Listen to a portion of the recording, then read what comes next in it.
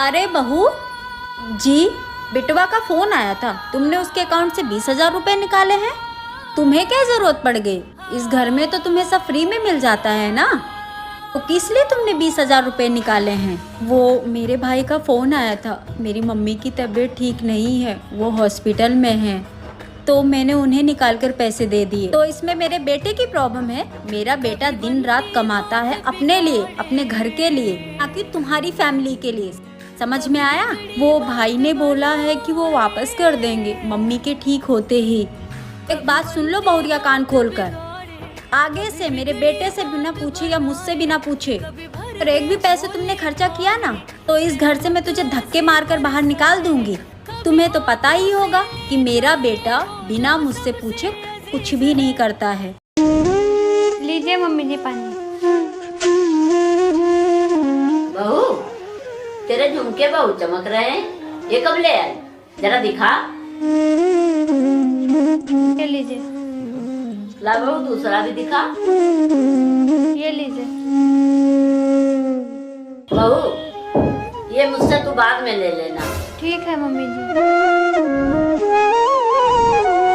Mummy जी, वो जो आपको झुमके दिए थे वो दे दीजिए, मुझे पार्टी में जाना है। कौन से झुमके बहू?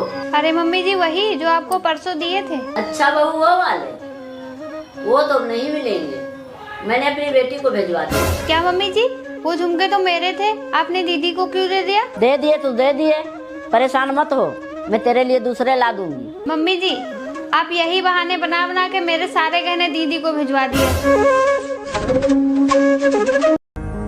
भाभी, हाँ, एक रोटी मिलेगी क्या? ननन जी, एक क्यों, 4 रोटियां लेकर आती हूँ आपके लिए। बस आपका तो काम ही यही है ना कि अपने भाई के घर में बैठे बैठे मुफ्त की रोटियां तोड़ते रहना। अरे अपने भाई को देखो, दिन भर मेहनत करके वो 4 पैसे कमाते हैं, और एक आप। क्या हुआ छोटी, कोई बात है क्या? तुम इतनी परेशान क्यों? कुछ नहीं भैया, भाभी तो आपकी तारीफ कर रही थी कि भैया कितनी मेहनत करते हैं। अच्छा, तुम्हें कुछ चाहिए क्या?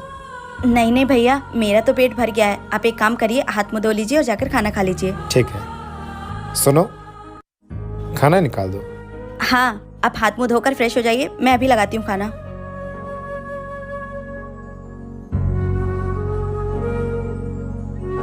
रुकिए ननन जी, आप बैठ जाइए, मैं अभी आपके लिए रोटियां लेकर आती हूँ। जब रिश्ते में एक ना समझो तो दूसरे को समझदार बनना ही पड़ता है। क्या आप लोग भी सहमत?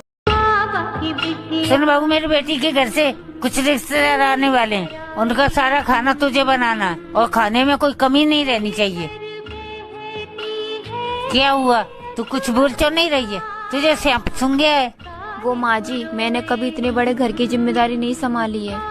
मुझे डर लग रहा है कहीं खाना बनाने में कुछ गड़बड़ हो गया तो। तेरी माँ ने तुझे कुछ सिखा के नहीं भेजा ससुराल में? तुझे पता नहीं था कि शादी के बाद में बहू को पूरी जिम्मेदारी उठानी पड़ती है, जो तुम मुँह उठाकर आ गई शादी करके।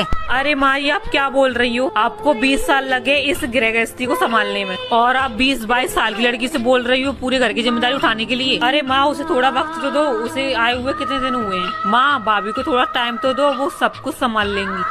भाभी, आप बिल्कुल चिंता मत करो, आप जाकर खाना बना लो। ऐसा करती हूँ, मैं भी आपके साथ आती हूँ खाना बनाने के लिए, आपकी मदद करवा देती हूँ। तो चलो, दोनों बनाएंगे।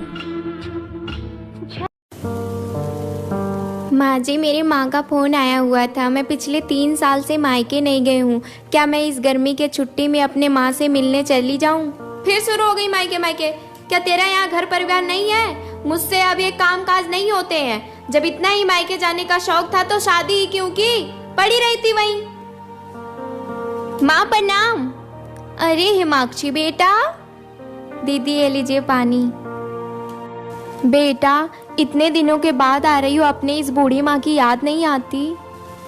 क्या करूँ माँ, मेरी सास आने नहीं देती है, कहती है कि घर का सारा काम कौन करेगा। ये बहू के आने के बाद सास लोग को पता नहीं क्या हो जाता। अरे 10 दिन काम काज देख लेंगे तो उनके हाथ पैर नहीं टूट जाएंगे। माँ एक बात बताओ, भाभी को भी तो मायके गए काफी दिन हो गए, उनका भी तो मन करता होगा अपनी माँ से मिलने के लिए, फिर उन्हें क्यों नहीं जाने देती हो? एक सास की नज़र से नहीं बल्कि एक माँ की नज़र से देखो, वो भी तो मेरी तरह अपनी माँ को छोड़कर आपके